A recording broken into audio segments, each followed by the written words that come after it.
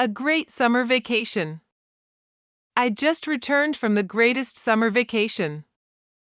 It was so fantastic, I never wanted it to end. I spent 8 days in Paris, France. My best friends, Henry and Steve, went with me.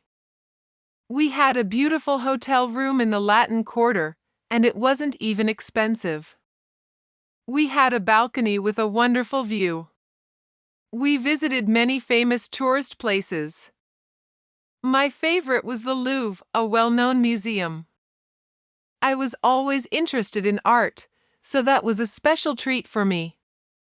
The museum is so huge, you could spend weeks there. Henry got tired walking around the museum and said enough. I need to take a break and rest. We took lots of breaks and sat in cafes along the River Seine. The French food we ate was delicious. The wines were tasty too. Steve's favorite part of the vacation was the hotel breakfast. He said he would be happy if he could eat croissants like those forever. We had so much fun that we're already talking about our next vacation. Did you understand the text? It's time to answer the questions.